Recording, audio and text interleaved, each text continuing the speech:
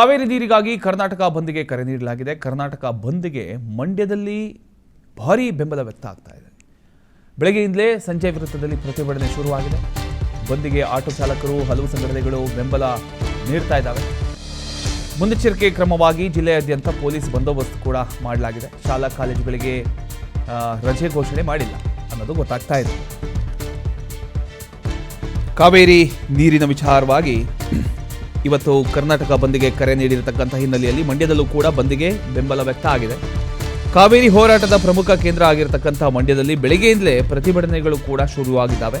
ನಗರದ ಸಂಜೆ ವೃತ್ತದಲ್ಲಿ ಬೆಳಗ್ಗೆಯಿಂದಲೇ ಪ್ರತಿಭಟನೆ ನಡೀತಾ ಇದೆ. ಕಾವೇರಿ ನೀರನ್ನು ತಮಿಳುನಾಡಿಗೆ ಹರಿಸುವುದನ್ನು ವಿರೋಧಿಸಿ ಸಂಘಟನೆಗಳು ಆಕ್ರೋಶ ವ್ಯಕ್ತಪಡಿಸ್ತಾ ಇವೆ. ಇನ್ನು ಬಂದ್ಗೆ ಆಟೋ ಚಾಲಕರು ಸೇರಿದಂತೆ ಹಲವು ಸಂಘಟನೆಗಳು ಬೆಂಬಲ ಸೂಚಿಸಿದೆ ಅಂತ ಹೇಳಲಾಗ್ತಾ ಇದೆ. ಆದರೆ ಮತ್ತೊಂದು ಕಡೆ ರಸ್ತೆಯಲ್ಲಿ ವಾಹನ ಸಂಚಾರ ಸಂಪೂರ್ಣವಾಗಿ ಸ್ಥಗಿತ ಆಗಿಲ್ಲ. ವಾಹನ ಓಡಾಟ ಎಂದಿನಂತೆ ಕಂಡು ಬರ್ತಾ ಇದೆ. ಜನಸಂಚಾರ ಮಾತ್ರ ಒಂದು ಸ್ವಲ್ಪ ವಿರಳ ಆಗಿದೆ ಅಂತ ಹೇಳ್ಬೋದು. ನೀವು ದೃಶ್ಯದಲ್ಲಿ ಗಮನಿಸ್ತಾ ಇದ್ದೀರಿ, ಇದು ಮಂಡ್ಯದ ಒಂದು ಚಿತ್ರಣ. ಮಂಡ್ಯದಲ್ಲಿ ಸಾಮಾನ್ಯವಾಗಿ ಬೆಳಗ್ಗೆ ಈ ಒಂದು ಸಮಯದಲ್ಲಿ ಜನಜಂಗುಳಿ ಜಾಸ್ತಿ ಇರುತ್ತೆ ಆ ಒಂದು ಸಿಟಿ ಮಧ್ಯೆ. ಆದರೆ ಇವತ್ತು ಅಷ್ಟೊಂದು ಜನ ಕಾಣಿಸ್ತಾ ಇಲ್ಲ. ಎಲ್ಲರೂ ಕೂಡ ಬೆಂಬಲ ಸೂಚಿಸಿದ್ದಾರೆ ಅಂತ ಅನ್ಕೋಬೇಕಾಗತ್ತೆ.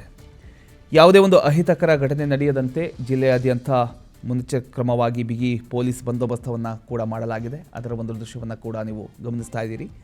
ಪ್ರಮುಖ ಸ್ಥಳಗಳಲ್ಲಿ ಪೊಲೀಸರನ್ನು ನಿಯೋಜಿಸಲಾಗಿದೆ. ಪ್ರತಿಭಟನೆಗಳ ಮೇಲೆ ನಿಗಾ ಇಡಲಾಗಿದೆ. ಇನ್ನು ಬಂದ್ ಹಿನ್ನೆಲೆಯಲ್ಲಿ ಶಾಲಾ ಕಾಲೇಜುಗಳಿಗೆ ಯಾವುದೇ ರೀತಿಯ ಒಂದು ರಜೆ ಘೋಷಣೆ ಮಾಡಲಾಗಿಲ್ಲ.